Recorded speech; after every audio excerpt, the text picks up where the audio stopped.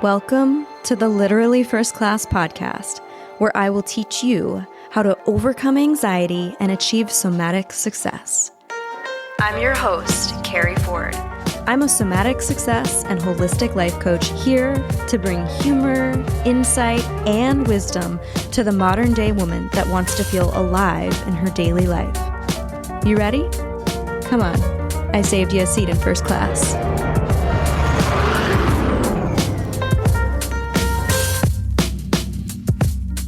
I wasn't going to wear the same outfit twice for 2 episodes, but fuck it, here we are. I love this outfit. I love this pink blazer. It's just so cute, and it feels good to be dressed in something other than Lulu pants.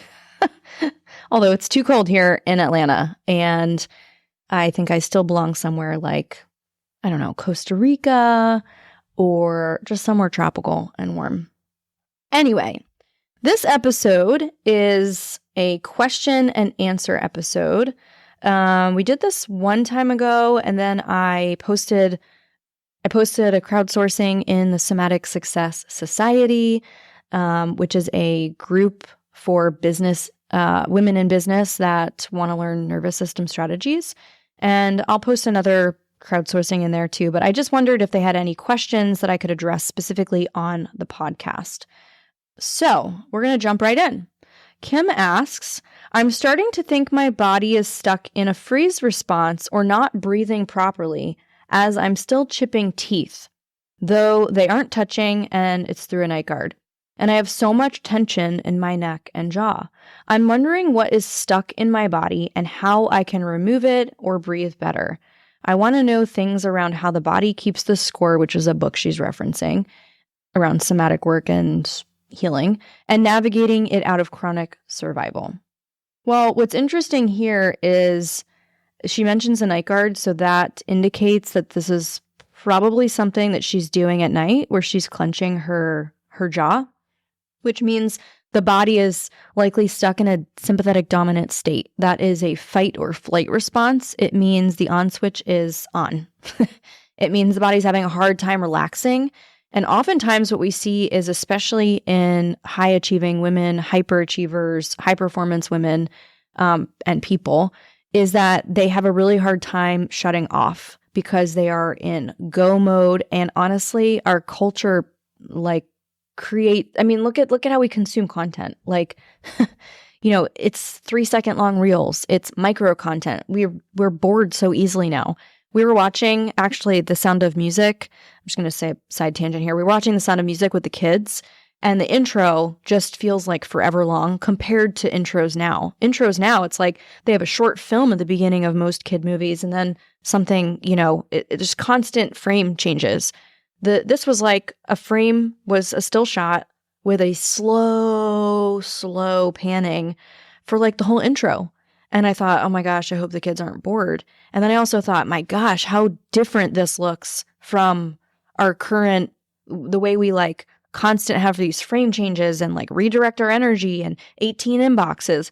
My point is that society and culture here in the Western culture perpetuates this busyness, something to do every minute, go, go, go, never enough time. And so in this high performer, high achiever, hyperachiever, whatever you want to call it, we get stuck in a sympathetic dominant state. It makes it really hard to come down. In fact, relaxing can feel unsafe to these nervous systems, where if you slow down, it creates more anxiety.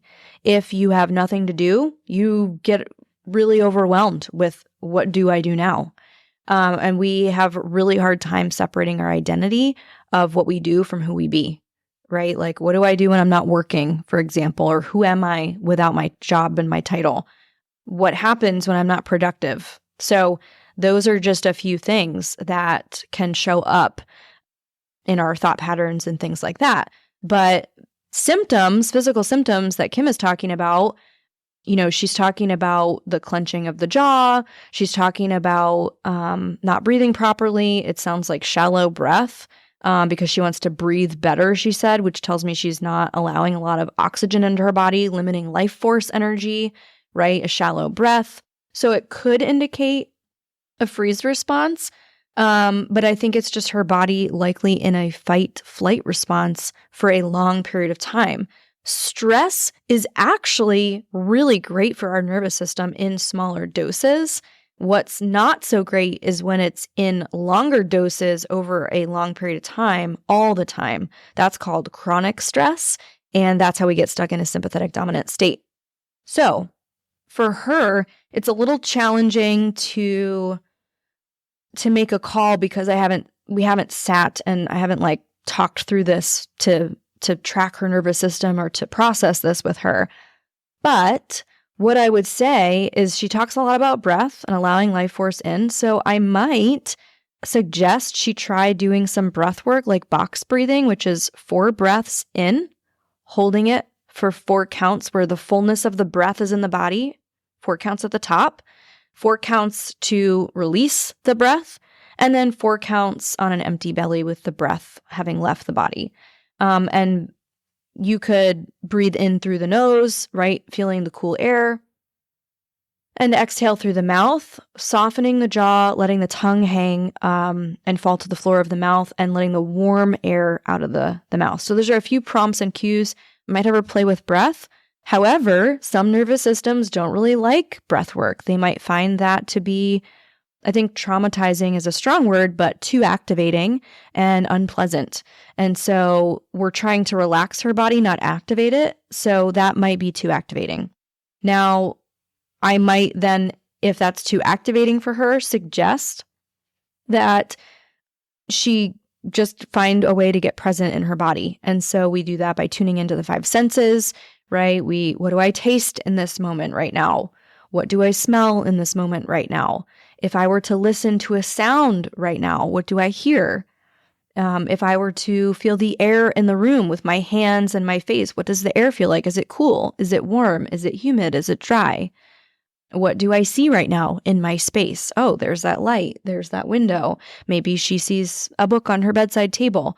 What brings me joy as I look at it? So we go through the 5 senses to bring the body into the here and now so that it's not somewhere in what I need to do tomorrow, and so that it's not bringing the past or the day of what happened into the moment right now. So presencing, the power of presencing, the power of the pause can be really amazing here. So those are 2 somatic strategies that I might try with her first. And again, it's hard to say without getting some more information here, but it sounds like her body, even while it's unconscious, even while she's sleeping, is still stressed out. So there's something here around relaxing, feeling safe to relax, and letting her body come out of that fight-flight response. That's the indicator for me. So great question. I think a lot of people can relate to this. I see this all the time with my clients. And if it's something you're focused on wanting to heal, wanting to overcome, you need to apply for our academy that is open for enrollment. And we work on this specifically with female leaders that are the, the primary breadwinner. They're in a high sympathetic dominant charge most of the time. This episode is presented by Journey to Financial Freedom. Ladies in leadership, take note. Are financial obstacles dimming your sparkle? It's time to heal your money story, because a true visionary can't fully soar when they're weighed down by financial uncertainty. Say hello to Journey to Financial Freedom. JFF isn't just about spreadsheets and dollar signs. They cater to women just like us, the trailblazers, the game changers, the women who are destined for greatness. It's why I signed up with them. They help make financial intricacies clear so you can stay focused on your vision. They merge smart financial strategies with an intuitive emotional understanding, reshaping exactly how you see your wealth and your worth. They recognize that our financial narratives run deep, and when they don't align with our ambitions, they simply become barriers. JFF is offering listeners a free strategy call using the link in the show notes below, so make sure you schedule that today.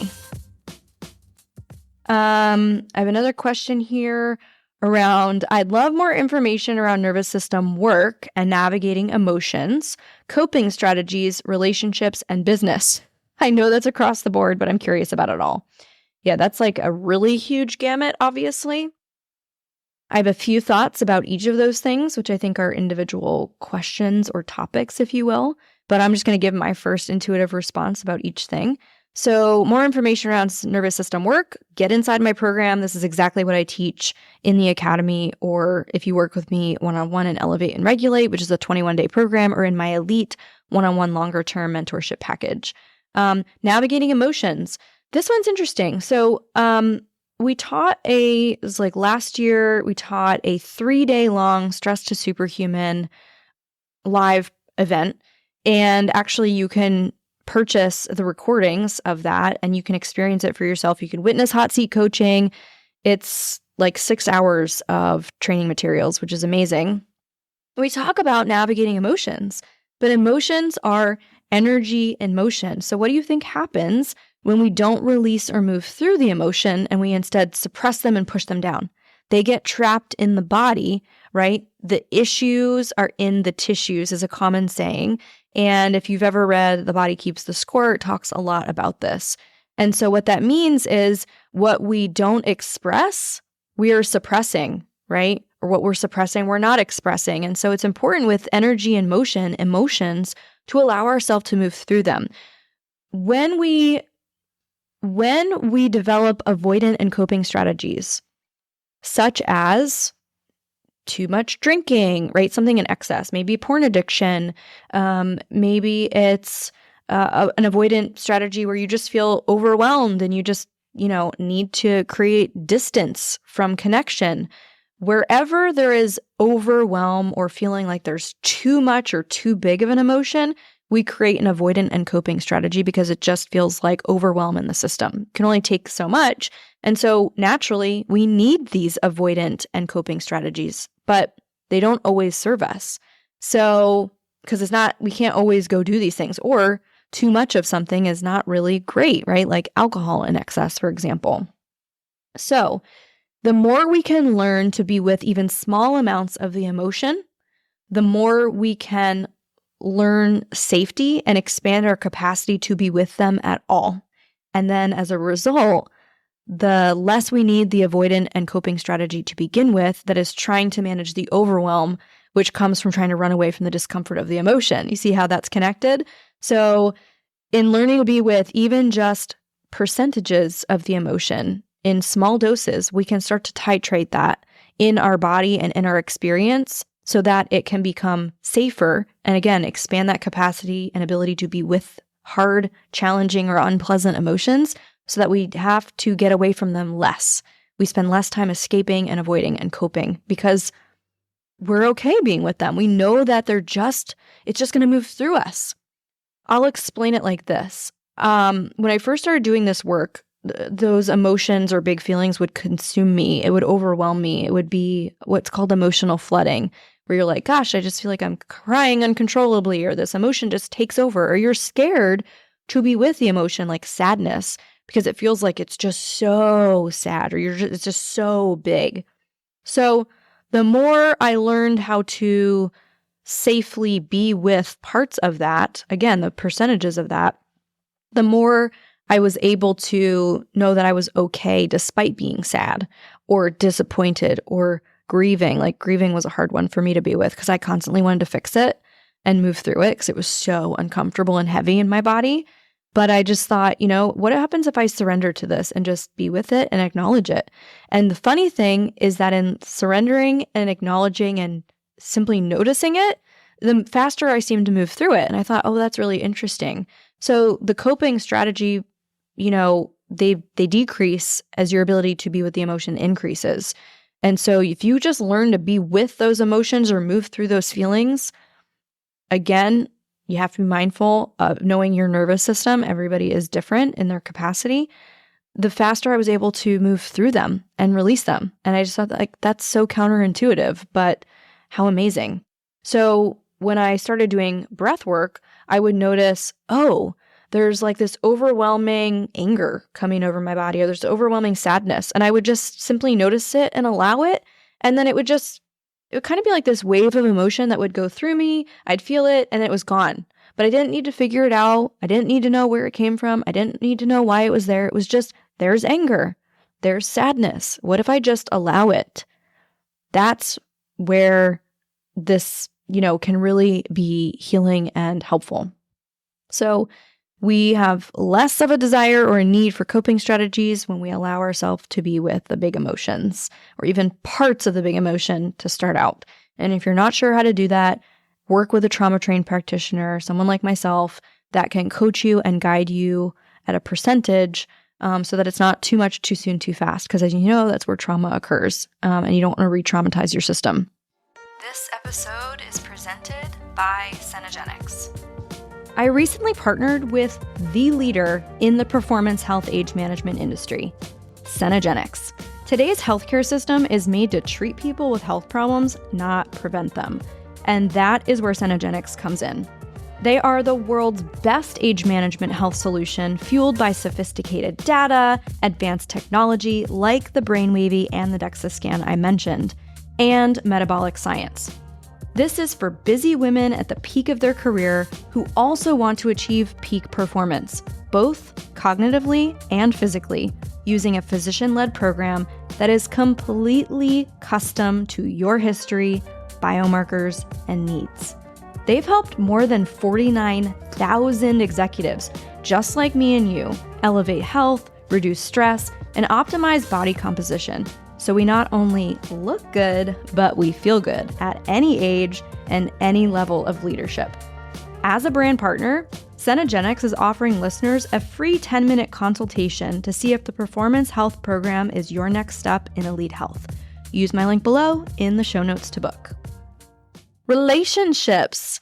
Okay, I'm actually going to pull up, we have this channel on Instagram, and we did this really fun thing where I was putting in some daily prompts and journal exercises. I'm super visual and I love journaling. So, healing in relationships. I'm going to give you these prompts because oftentimes what I see with my clients is what makes women successful in business makes them unsuccessful in relationships. I'm going to say that again.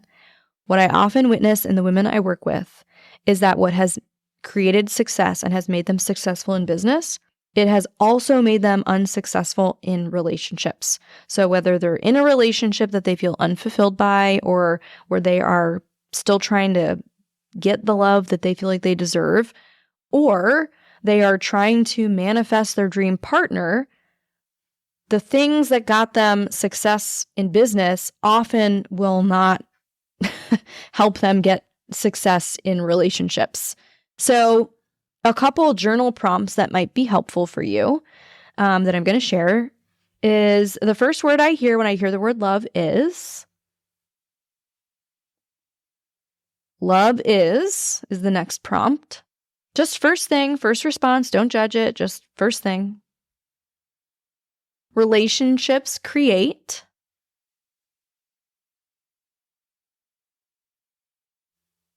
The healthy relationship that inspires me the most is.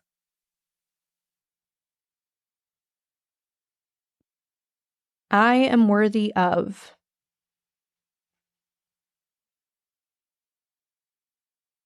I am done tolerating.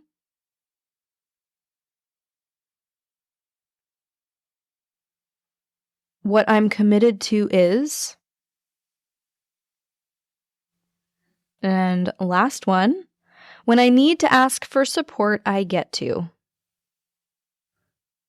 And then I want you to reflect. What did these prompts reveal about your belief in love and relationships, right? Don't forget, our results will show us everything we believe about something. So if you want to know what you believe, look at what your results tell you.